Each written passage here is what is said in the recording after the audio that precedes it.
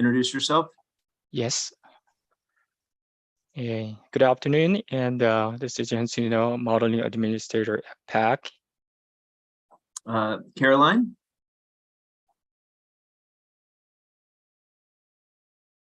You're still muted. I thought I was not mute. Yeah. For some reason.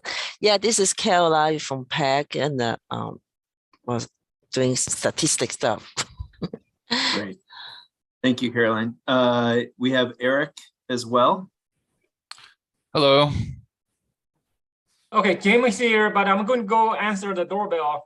They came. Okay, I'll be back. Great, thank you. And then Jeanette. Good afternoon. This is Jeanette Duran. I'm Transportation Planning Administrator here at PAG. Great, and thank you, Jeanette. Thanks for joining us. And I'm Josh Pope. I'm Technical Services Director.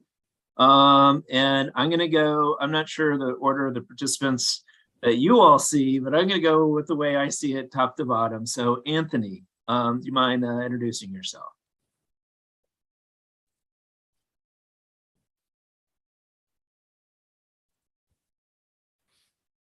We can see you, but we cannot hear you.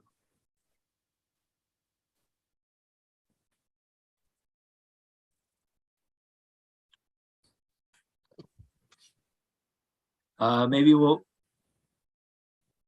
are you good now? Can you hear me now? Perfect. Perfect. Sorry. It worries. defaults to my computer's microphone, and Yeah. the headphones is what it needs. My name's Anthony Batchelder. I work for the Pima County Finance Department in the Tax Assembly Group and Economic Analysis for the county. Great. Welcome, welcome to PopTech. Thanks for joining us. Thank you. We have Dylan. Hi, I'm Dylan Perry with the Town of Sahuarita. Great. Thanks for joining us, Dylan. It's good to see you. Tracy. Hi, I'm Tracy Gutheim. I'm with Pima County Development Services. Great. Thanks for joining us, Tracy. You're welcome. Irma. Hey, I'm Irma Yepes Perez with the Pascuayaqui tribe. Great. Thank you. Thanks for joining us. Good to see you. No, they're jumping around. Matt.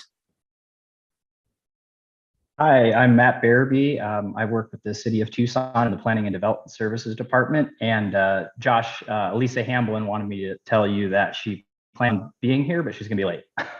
Okay, great. Thanks for the heads up. Okay, Malini. Hi, Malini Sampson. I'm with the Town of Oro Valley. Great. Thanks for joining us.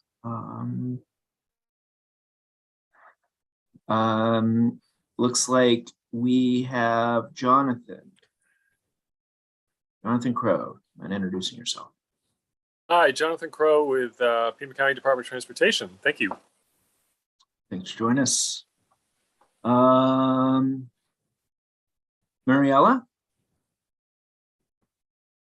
Mariella Hamatka with our WRD Planning Unit. Thank you. Thanks for joining us. And then we have, looks like we have Paul Persitino. How do you say Close, very close. Close. Nice effort. Okay. Paul Casertano with Pima County Department of Transportation. Nice to see you all. Good to see you, Paul. I'm glad I could butcher your last name for you. Yeah, thanks for that. And then I believe we have Thara. I'm Tara Salomon with the State Demographer's Office. Great, thanks for joining us. And we got Tracy and Steve was on. Is Steve on? Yes. Yeah, Steve Cheslock, Town of Marana. Great, thanks for joining us. Good to see you. You too. And I think with that, did I miss anybody? Looks like Is we it have Jim back? Jim Chang, is he back yet? He's not back yet. And, okay. All right. With that, we'll step in, with this, I'll step through the in-kind form. How about that? Regional planning efforts are enhanced by recording time donated by attendees, volunteers, and participants. PAG collects data on the time dedicated to meetings and activities to apply for use as matching funds for grants and federal dollars. If you are paid with federal dollars, please let us know now. Time spent in preparation for this meeting will be estimated by PAG staff who are knowledgeable of the agenda and meeting materials. At the conclusion of this meeting, the session report will automatically calculate your time spent in this meeting. Time spent working on PAG RTA initiatives, programs, and special projects may also be eligible for consideration for matching funds. Next slide, please. So we're starting to get into a busy stage for PopTech. And this is a great kind of, hope it's probably a shorter meeting, but two really important topics that we want to touch on as it relates to the upcoming population projection exercise, and then also next spring's distribution of those projections at that TAZ, MAZ level. So we're gonna have a little bit more frequent meeting cycle coming up, but want to make sure we pace it well for you all, but also don't, you know, try to cram too much in with unrealistic timeframes. So we're very well aware of that. We're working towards it, and I kind of feel like this is a bit of the kickoff of getting us to, you know, next June, July with a set of recommendations. So with that, I'll let Hinsu start talking about his regional migration trend results that he's been looking into. Hinsu? Yeah. Okay. Thank you, Josh. And good afternoon, public members and interested parties. And thank you for your time and attendance. And so today I'm going to talk about the regional migration trend using just the multiple sources of data we collected so far. So migration population is a critical and for regional population growth. And I'd like to discuss about the trend and in terms of giving you heads up and for the new AOU's county population projection in this winter, and as well as just a sub-county population projection in spring 2023. So as mentioned, I brought some just the different sources of data, and so I want to just talk about the understanding of the regional migration trend, as well as just the overall expectation for the forthcoming just the regional and the population projection. So here are contents of the today's talk, and ACS 5-year migration trend, especially just the 2019 5-year ACS data, and that's the one source. Then second source we have is IRS migration trend, and then third, and we'll talk about just the migration trend using just the population estimates and the based on the AOU population estimate, as well as just ADHS, a regional Department of Health Services, and the total in the births and the deaths and the numbers. So then so in terms of just understanding just the migration just projection, and we're gonna just kind of just the recall our just what we actually had all years is back in 2018. So 2018 Pima County migration projection, I'm sorry, and the natural growth projection. We'll just talk about that, and then just I'd like to just conclude in the summary and the discussion. So first, and I'd like to just talk about just the overall and the geographical kind of just the move, and especially for the migration and based on the 2019 5-year total, the inbound and outbound migration flows. So as you see, and we in just in red color, and the Pima County, and showing that just the top in the outbound and the counties, and this, you can simply kind of just identify and the Maricopa County and the Pinal County. And so this is the outbound, and also just the west side and the east coast and the west coast. Those are kind of just the area, as well as some just the major cities in just the mid area. Then here's the total inbound migration flows and for Pima County. So the top in the county is the Maricopa County. So And this is the kind of important, and this is the total net migration flows in for Pima County. As you see, it's just the first in the orange color, which is actually just the inbound migration. And looking at first in the state, and on top left is the top, and showing the Mojave County and Maricopa County, and the east side of Pima County and the Cochise County.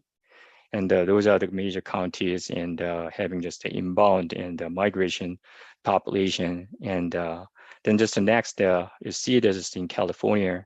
Those, I think the main just on top left is LA County. And then the bottom not shown exactly, it's actually just the Orange County. And just a little bit just longer in the horizontal kind of a shape. And then shows that the Riverside County, then just on the bottom left, showing that and the San Diego County. Those are the top and the 4 counties in California moving to in Pima County. Excuse me, Hunsu? Yes? Sorry to interrupt. Does it strike you odd that Pima County looks like there's no net migration in or out with these last few slides, given that the adjacent counties have high immigration and even some high immigration? It just looks a little weird to me. Does it look too strange to you at all? I think it's just that's a good question, but it could be possible just because of this is a 5-year and data source, and some parts are actually averaged, so which could be just possible. But the main just the point is just major and the top places, and highlighted here. So, but it could be possible. Okay. Yeah. Thanks. Okay. Then just on the other side, just the outbound migration, and see that just the Pima County is the top in the state, and which might be just not shown exactly, but in the out of the outside in the state. So you see here on the bottom in Texas, and that's actually just the Travis County and the Austin, Texas. So that's the kind of just the top and the outside of just the Arizona state and county. And overall, in the annual total net domestic migration, and reported by just the ACS, and is 12,252, and but which could be just a little overestimated because of the ACS, and the question does not ask about just the outbound, just the foreign migration, so which is a drop, and roughly just a little above, like is the 10,000 or just 12,000. And is a kind of just estimated by just I'm sorry, just this is actually ACS 2015 through 2019 5-year migration instead of a 16, and I'm sorry for that. And here are just the top 5 inbound, and the outbound is just the United States. And on the left side, you see just the top the inbound, and just the United States, and the states, and the California, Arizona, Washington, and Virginia, Illinois. And on the right side, Texas, North Carolina, South Carolina, Utah, and Tennessee. Those are the top, the outbound, just the United States. Okay. Then this is the second in the data source, and from just the IRS and for Pima County. And first you see that, and in terms of understanding the chart, and here, and the blue line shows that the inflow, inbound migration, and the orange color shows the outbound migration. So I wanted to kind of just, you see that just in drop here, and but this bar chart shows the net migration. So this data set shows that before just this Great Recession, we see around like just the 4,000 to just up to just 9,000, and net just the positive migration. On the other hand, and this time like just negative and the growth, and for net migration. But after the Great Recession, it looks like just when we look at this data, we were out of that Great Recession around the time 2015, 16, and 17. 17 shows that the jump, and showing the around the 6,600, and the overall, and those in the 4-year period, and the latest from 2016, 17 through just 2019 through 2020, shows that around the total and the 26 and to 82 net migration increase. So annually around the 6,600. So this data set and includes in the United States domestic and as well as just the foreign migration. But when we look at just the whole period, just the 20 and the years, and which is including just the Great Recession, so total around like just 71,000 and migration just increased, and then which is roughly around just 3,500 and the population increase annually. So which could be a kind of a may or may not right, and but in terms of just the forecast model, and so we may not just use this kind of as unforeseeable and just patterns, and but we actually just observed that just the Great Recession during the period. And here's the third data source and migration trend estimation using just the population estimates. So which is estimated from just the annual population growth and the natural growth pattern, just simply, and the birth minus death. So estimation using just the AOEOs and the population estimates, and plus just the ADHS births and deaths. So those are used, and you see that until just the 2021. And gradually just increased, and around the range of 6,000 to just 9,000. And 8,000 in the range, and other than just the 2021. So, but it actually showing just the high and increase in the 2021, and which is roughly 16,000 just net migration increase. This could be a kind of the pattern we see around the state, and during this pandemic period, which might be a kind of different, and not just the pattern we usually see, but this is actually a trend that we observed through this data sets. And before and 2021, and the average number could be around 8,000, but it actually just shows the 4-year latest 4-year, and the average shows around 10,000 in total. It's actually 9,702 in the annual population net migration growth.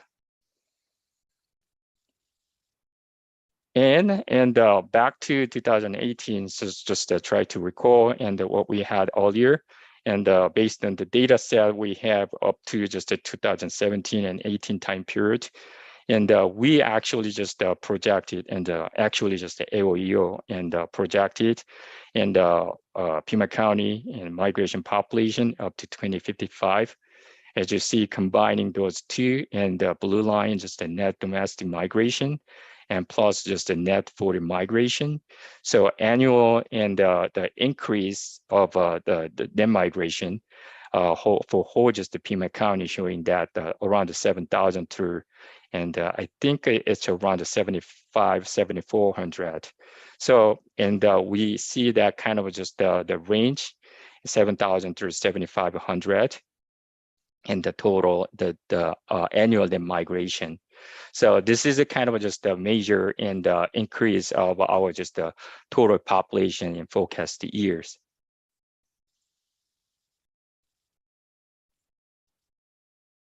And just recall back again just about the natural growth projection, and this is the forecasted by just the AOEO, and as you expected, and so we have some kind of just a drop in our just the population, just especially natural growth, and especially in 2018 in the forecast, so around like a 2030, 35, and we see in the negative in the growth. And which is actually in total, and the cumulative up to just 2055 is roughly around just the 29,000 just population. So which is a natural drop in 2055. And here's the summary, and we are in the still and trying to just get out of this in the COVID-19 period, but still in just the pandemic, and but this pandemic and the recession, might not be just considered in just a migration population projection because of it isn't foreseeable. But as I remember, just AOU and the project and actually strong kind of just the population increase and the weak and the population increase as well. And other than just the mid-range. So that could be another kind of just the representation of a population growth. So here we see that just the natural growth and will be in the negative, and whatever in the condition just in back in just 2018, we see that pattern in the around the 2030 through 2035. So especially just if we just accumulate those in the numbers, in 2055, we'll see around just in total and 29,000 just natural drop we see. And also just we discussed about in the migration population using just 3 different sources. And the migration population is a critical component and it significantly impact for the forecast year population, the projection. So, and the recent trend shows, and especially from just the IRS and the population, just the estimates, AOU population estimate, and so which could be in the lower, like just a 6,600 to just 10,000, and exactly is 9,700, and then migration population increase and annually. So, if we assume that in the target, if the target year is 2055, and the total just for and the 33 years, and the annual just increase in the 6,600 to just 10,000, which could be roughly around 218,000 and 320,000, and population increase in the 2055. So considering the natural population drop and around the 29K, which could be in a little higher or lower, but assuming that and based on our just the 2018 and the forecast, and the deducting those and the 29,000 just the pop natural growth and the drop, and we could just have around just the 190,000 just the population, or just the 290,000 just total population increase in 2055. But and this is the recent trend, and based on just the full year and the average numbers. But in the model and used in just the forecast year and the projection could be just different, and maybe strong in the recent years based on the recent just the trend and the sharply increased, and based on the population the estimate. And maybe, but in just in long-term year, we see around that like just the 10,000 and the annual just the growth, or could be just a little above. But I don't think just we could have a lower than just 6,000, 7,000 in the range. So I think, as I remember, and I think the George Hammond, Dr. Hammond, not here today, but I think there's a report, and especially for the forecast year and the migration population projection reported by in the EBRC, Ella Business School Research Center.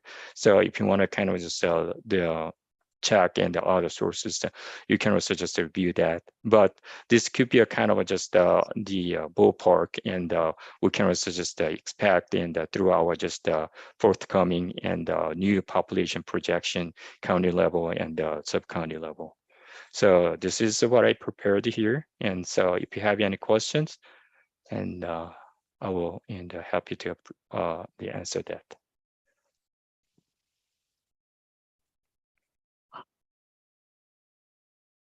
All right, I'm not seeing any hands up. If anybody has a question, just go ahead and unmute and chime in. I have a question. Into the EBRC content, was that like, do you know if that was in the annual range of 7,000 to 10,000, or? So it's actually in the for the forecast year more than 10,000. So because of recent and especially 2021 is a sharply increase. So that's actually affected and for long-term period. Okay. And then that 20, looking at the last 20 years, it was closer to like 3.3, correct? Because of the Great Recession, 3.5. Yeah, okay, so that 20-year average was 3.5 because it did take into account the pretty significant impact of the Great Recession. That's right. So while that 7,000, that 6.7, that 7,000 is a lower range that we're thinking about. We also have observed in the last 20 years an average that's actually much lower than that. Yes, Half of that. that Half could of be that. possible. Yeah. It's half of that. So That's right. so we want to be realistic. We want to have numbers that are meaningful. So that's why we're wanting to share this out. So we have a hand raised. Go for it. Yeah, I just curious now that you mentioned those rates on birth rates. On average, is it it used to be 2.5 or something per family. Is there a lower number that you're using now? And I know that it has been reduced.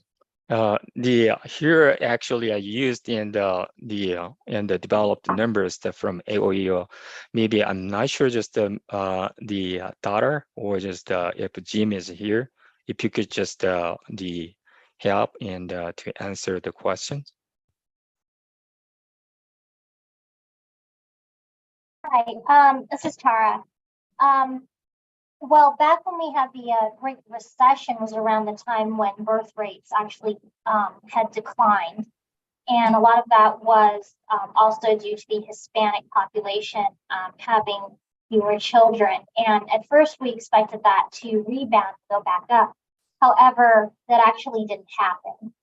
So, so we don't see, at least in the 2018 version, we don't have fertility going up anymore. I can give you a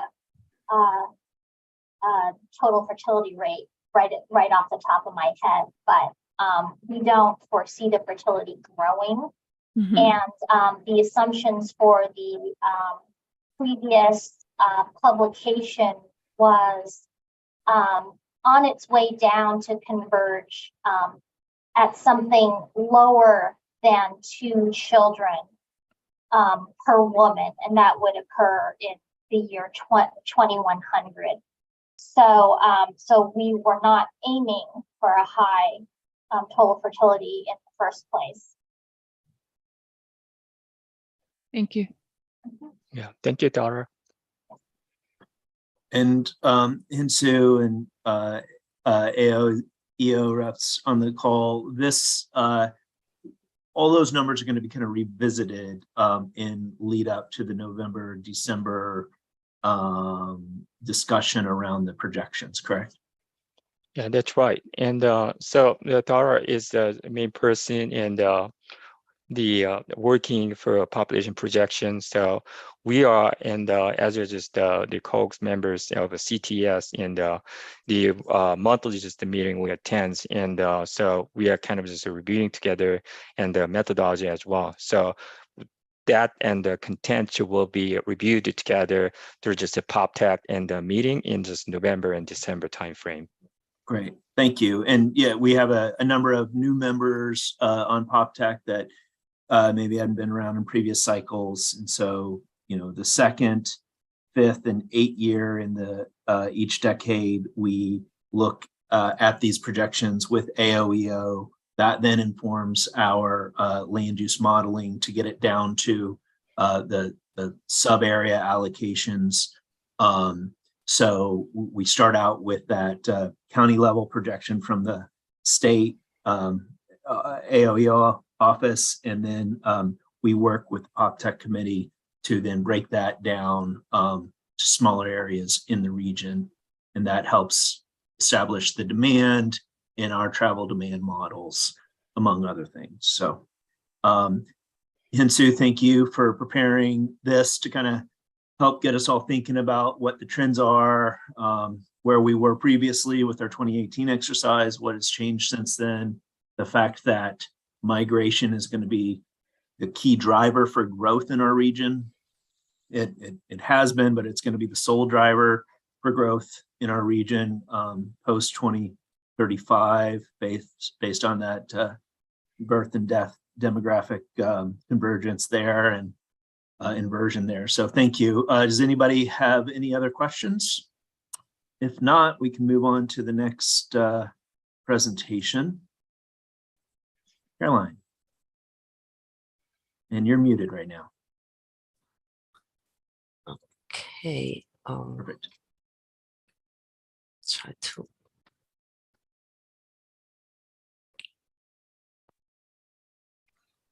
Caroline, you can Yeah. use a cursor. Would you try that? The cursor. Try to.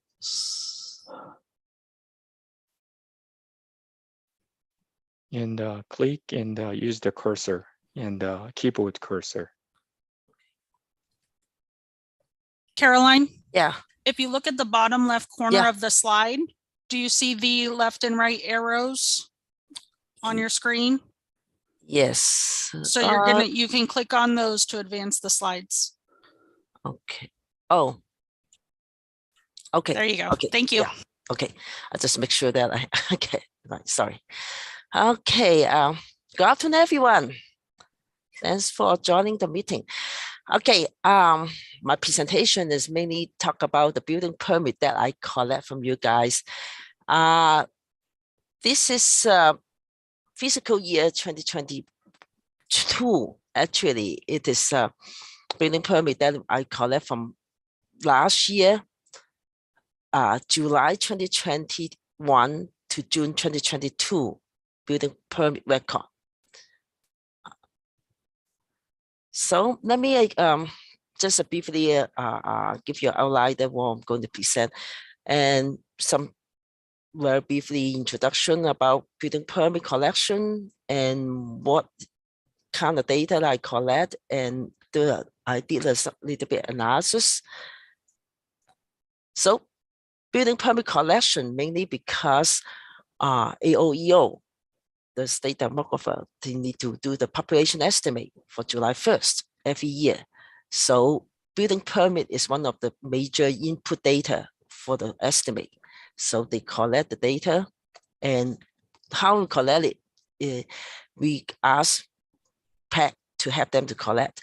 And after they got the building permit records and they use it for population estimate, they also use the same records and give to Census Bureau for Census Bureau population estimates.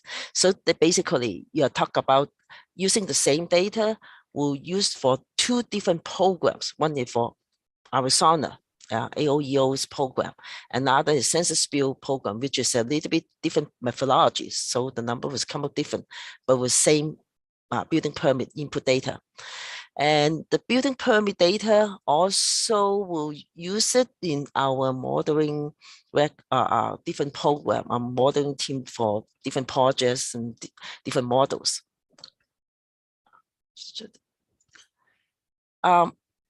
So how we collect the data? PAC will get the data, try to get from jurisdiction monthly or quarterly, or maybe even every half year. And we collected this data because AOEO will request every half year. And they usually, July to December, ask PAC to get the data for them. PAC is one of those COGs. COGs means Council of Government. COG is Council of Governments, and we are one of them. So that's why we have the AOEO to collect data. And July to December, usually we have a deadline around February. We have to give the data to AOEO for those 6 months record. And then about July, August, we need to collect another 6 month record for January to June of present year. So July to December of last year and January to June for this year. So usually we collect the completion data and demolition data, but also we collect the issue data for our own analysis. But if the jurisdiction don't have the completion data, we will submit the issue records to AOEO for the estimate. So that's why we also collect the issue data if AOEO to do some extra analysis. So we got those numbers, and this building permit data is mainly for using for sub-county population estimate. And all the population estimate will be due by December 15th of each year. That is supposed to be by the law of the executive order. This is supposed to be deadline for publish the population estimate. So when we collect the population, collect the building permit records, we also try to give the codes for each type of buildings. These kind of codes, the housing types codes, we use the Census Bureau. Basically, actually, we use the Census Bureau guideline, 100 level for residential buildings, and 600 level for all the different kind of demolition, such as 645 is single family demolition, and 648 is apartment complex demolition. And 900 is the extra one that usually Census Bureau don't have the mobile home, and we usually there's a habit that we code the type for mobile home as a 900. Okay, this is let's look at the 2022 fiscal year building permit records, which is in from July 2001 to 2021 to June 2020. And one thing is we are still reviewing the January to June records, so that we work on the clean up the data and review those data records. So it's not really finalized. So the number that you're seeing, it could be changed. It's not exactly final. But we just want to show you what we have right now. So for all whole Pima County, we have about almost 5,000 housing units among all the jurisdictions. And mostly for our jurisdiction, mainly for you see for single, I don't know if you see, well, it seems like working my cursor. I try to get the pointer to show you, but don't look like, sorry. So you see the finger, most of the jurisdiction has the single family 101 or 102 building type, except Tucson that have a lot of last 12 months had lots of apartment complex, which is 5+, which is over 1,000 units coming from Tucson. And you can look at it, seems like this 2020 fiscal year have about 1,000 housing unit more than the previous record, previous report. This a year ago, last year is you only have a 3,700, which is less than 4,000 housing unit finished in previous fiscal year. And right now we have almost 5,000. So it's significant, about 1,000 extra housing unit gain in fiscal year 2022.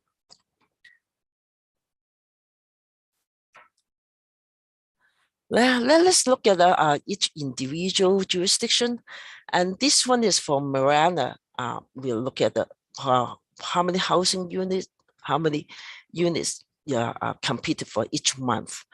And because Marana's only have 101, which is single family housing unit. So we look at, see, you can, seems like the majority of the housing unit is finished in 2022, the spring 2022. And the net increase within this 12 months, about 700 housing unit increase. And already is pretty about stable, and every month we have about 20-30 housing unit finish. And so with this 12 months, about 300 housing unit increase. And Solorita, and looks like actually most of the housing units finished is last summer or winter, or last 2021. It's about 200 housing unit increase. And this is Tucson completion. And as well, I mentioned that most of the housing unit increase is come from the the apartment complex. And we still review the data, see if some of those could be actually maybe GQ or whatever. So we will work on with Tucson, see if any these numbers need to be changed or whatever. But we have 2,000 at this moment. We look like we have 2,000 housing unit increase for Tucson this 12 months. And this is Pima County, and majority of the housing unit is increased by housing single family from last year. And this is some kind of analysis that I'm trying to look into. What is the average of how many days to finish the house?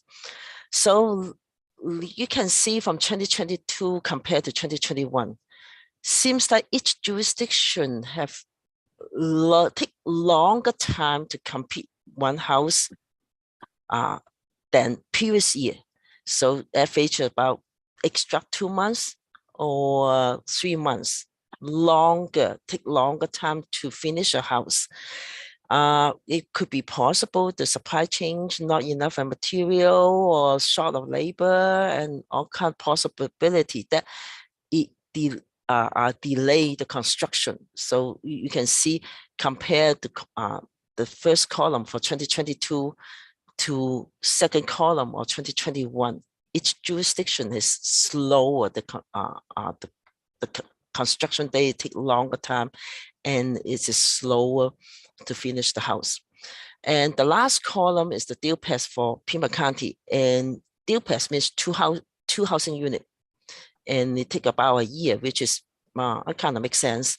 So it is normal that for 2 housing unit to finish in about 12 months. This is some another analysis, see how the completion rate. On the left-hand side, you see the label, it is housing unit, which means how many housing unit finish in each accumulated quarters. And the right-hand side is a percentage. That means how many houses accumulated versus the percentage finish for the accumulated quarter. So you see that the X axis that from 0 to 3 quarters, basically you can't finish a house. And then you can see from 10 quarter to 12 quarters, you start to see that means almost most of the houses will be finished by 1 year. So, but for fiscal year 2022, they only have 83% of houses finished. But fiscal year 2021, you got actually 97% of houses already finished by 1 year. So that you look at that table is to show how you compare the last year and this year. It take longer time to finish. So the bar, those bar chart is for how many units finish for how many months, how many to finish, how many housing unit finish for each quarter. And the line is the percentage. So the orange line is 2022. The gray line is 2021 fiscal year. So you can see it is slower for the orange line to get to the same percentage. It takes a longer time to get to 100% finish all the permit. It is will be like 2022. It take 18 months. We almost finish 18 months or 21 months to finish, or almost try to finish all the permit. This is for Marana, and the same kind of already. Majority of the houses will finish in 1 year, the same thing, but also it's like kind of take 2 years to finish all the permit. And this one is a Sarita, and it seems like by about 15 months, you finish all the houses. Majority of houses will be finished by 9 months. And we also look at the Pima County, and they are also, this is a mainly housing, single family housing unit, and about the same as other jurisdiction. You get about a year to finish all the majority of the housing unit. But it's the same as like other jurisdiction. It's slowing down and take longer time to get to the same level. So last year, you get 1 year, 12 months, you get 83%. And this time you need to have a 15 months to get about similar percentage of number of housing unit finish. So this is about my analysis. And if you have any question about those housing unit records, yeah, is it Tracy, you have a question or? Actually, I probably have more of a comment on that. Obviously, we're watching the housing trends very closely, constantly. It absolutely is taking longer to complete units. It's a labor shortage issue and a material shortage. But the thing that you probably need to start factoring in is that volume has gone down considerably. So with the rising interest rates and the increase in material costs, a lot of people are being priced out of the market. Last year in September, Pima County issued 184 single-family new permits, and I believe we had 67 this September. Okay. So our volume is down to about a third.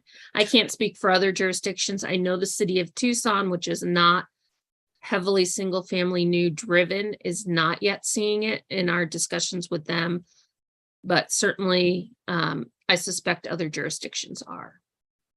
Definitely we'll look into that one. Yeah, what I did is last 12 months from July to June, but definitely I agree that probably we can look into September to September to compare what last September compared to this September. Yeah. You can see the seasonal construction, if really drop or how it drop, we can look at that one too. Yeah. Well, normally our second quarter is our fourth quarter of the year. So, which is April through June is our strongest. We were very strong through May, and in June we fell off sharply, and we're continuing to decrease. So that is a drop just from June until now. So it's been a very quick drop. Yeah, talk about the completion, job of completion, or the job of the issue permits. You talk about the permits being issued. This is the issued permits. So I think you may start, as the number of new permits goes down, you may start to see completions a little bit faster, but they're still having material issues and some other things. You're also having people back out of jobs too. We're seeing some of that. We're seeing some increase in refunds and other things too, people that are just walking away. But you'll definitely see a drop in just the applications. People are not pulling permits. So going down to a third of what we were a year ago is pretty significant. So do you see the situation that they actually apply the permit, they start the construction, but then they never finish it? Is it you have have that kind of situation that you observe, that possibility? They actually try to build it, doing partial of the work, but they end up you maybe have inspection, the inspection for the first stage, and then end up never finish and well, we've always had that problem in that we still have permits that'll come in that people that walked away from something in the Great Recession, and you come back to us and say, we show this in the assessors as being completed back then, and it never was. They hadn't finished out their inspections, and they're coming to us now. They've been putting one brick in the wall, every month, and just keeping either the permit open or renewing it. So that's not a new thing. We're anticipating we will see more of that, but we are definitely issuing a lot fewer permits. Okay, you issue less permit. Okay, well, good to know that. As that means we try to, when we look at the report, I will not be surprised for that. Thank you. Any questions?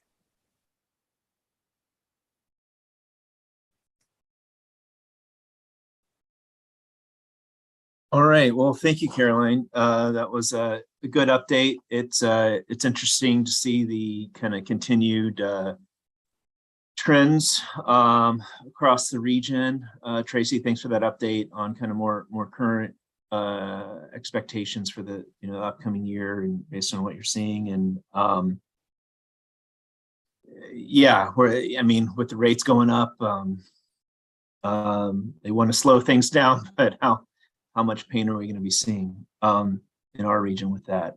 And it's also interesting to see that the city's single family is only holding a portion of their a smaller portion of the overall units permitted. So that didn't really shift that much back to SFR during the pandemic, at least not in the FY 2022 numbers. Caroline, thanks for preparing that. All that information, we ask you for it monthly, quarterly. It goes up to the state. It's important, but we also use it for our upcoming efforts, our planning exercises to kind of get a sense of what are the growth rates that we're looking at? What can we expect? What are we looking at for those out-year projections? So this is all good base information for the upcoming months as we look at growth in our region. So we'll revisit this and we'll get to dig deeper, but this was a little bit of a kind of a preparation for the upcoming work that we have ahead of us. So if you have any questions or comments on the content shared, please do share if you think of something later. So what do we have for our next presentation or agenda item? It's just going to be a discussion of the census question resolution and post-census group quarter review. And Hinsu, are you going to tackle that one? Yes, and I think we shared earlier in just September in the 21 in the data set, just the PAC prepared and as well as just the small documentation about just how we prepared and what kind of the cases could be in CQR or just the PCGQR. We also just presented last in the public meeting and about that in just August about how we actually analyzed. So and because of especially for jurisdictional partners and we are interested in how you want to just work with us and or just if you have any kind of just the time like a chance to review the data and I'd like to just know and what kind of issues you have or just how we can kind of just tackle down the issues to report and for us to just help.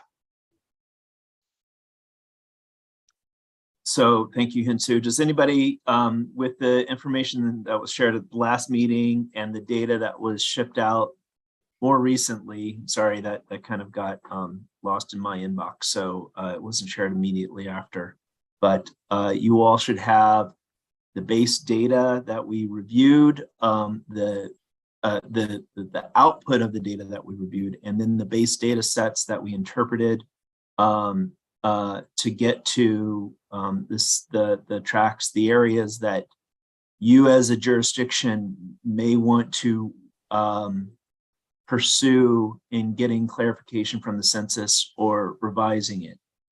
We're kind of at a point in which we need to hand this off to our jurisdictional partners as you are the ones responsible for submitting the materials and following up with census on any concerns or questions you have. So I guess we're here, we provided our initial analysis for you. We provided that data. We're here to answer any questions you have. If you want to schedule a follow-up meeting with us individually, I'm inclined to keep this as an agenda item, just as a reminder. The deadline is what, June 30th of 2023. So, you know, it's not something you need to do next week, but it's something that you should probably get moving on, particularly, you know, if you're looking to submit. And, you know, so as a refresher, you can go, you know, into our, reach out to us if you have any questions. Our last presentation, at our last PopTech meeting really kind of broke it down, what was and what wasn't available to be questioned, to seek remedy on from the census, and where we had some recommendations for our partners, but it's really on you guys to kind of take the next steps. And so we're here to help you take those next steps, but we're kind of at a transition point here where it's in your balls in your court to move it forward. But again, we're here to address any questions or schedule any feedback, follow-up meetings with any questions or concerns you have about that process. Yeah, and also really encourage everyone, all the jurisdiction, to look into the data or any possibility need to file CQR or PCCQR, because they set the base, the population estimate base for the next 10 years population estimate. And mainly is Census Bureau population estimate will affect the budget, the revenue sharing. So that's why it's important for the next 10 years. It is so if you find something that is really wrong, very, very wrong, that you really need to make change, to appeal the numbers to Census Bureau, and so that you can get it fixed, and it will help for the next 10 years for the budget, for the population estimate. And because so it's worth the energy to yeah. It's worth your time to put the energy in now to Yes. clean up some of the issues, even though it may not be reflected in the census numbers, it will be reflected in future numbers that have an impact. Yeah. So hopefully our presentation at the last meeting kind of got that point across and showed you our initial review of the data in your jurisdictions, and that follow-up email with that data puts it all in your fingertips, at your fingertips. And so we're here to help you take the next steps, but we can't take them for you. So I'll leave it as an agenda item to kind of as a reminder. But this was our last kind of main topic for today. For those that are unfamiliar with the process, AOEO has is waiting on data to be coming in, and so sometimes their hands are tied on the timing of their process because they're waiting for additional information to come in. But typically, their projection cycle begins in earnest, and we start to get some information in November, October, late October, early November timeframe, and we seek to digest that. PAG staff will take a pass at it and share any feedback that we have with AOEO, but we also distribute it to our partners. So November, December meetings will be kind of focused on making sure we're giving that subject sufficient time and attention, so that we can AOEO is request our feedback, which is nice. We appreciate that. They don't have to; they can just do it. But they incorporate our feedback, so where we can be responsive and turn that around.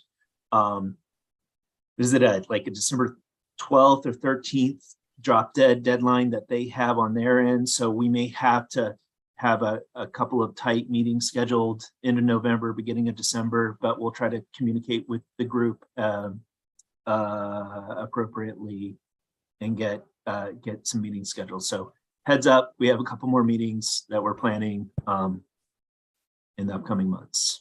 He should have mentioned that. Do you want to ask if the jurisdictions right now, if they available in mid-November? Because I checked with Crystal, she basically mentioned that November 15 to 18 is pretty clear for PAC, except it's 16 afternoon, 16 morning. November 16 morning is not good. That might be Everything. better through Doodle poll, instead of trying to track it down verbally with the group that doesn't represent necessarily everybody.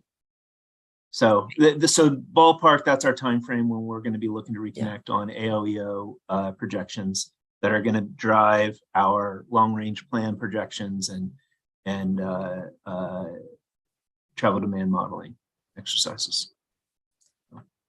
And Sue, is there anything else you want to touch on? No, I think it's just that you covered in the most of the parts, but for just the CQR, PCGQR, and if you have any questions, then feel free to just reach out to us, and either through just Josh, me, or just Caroline. So I'd like to just help and, as much as we can. All right. Nobody has any questions. I think we'll look to adjourn today's meeting. Thank you all for your time and attention, and we look forward to working with you in the upcoming months. Yeah. All right. Take care. Okay. Great. Bye. Thank you.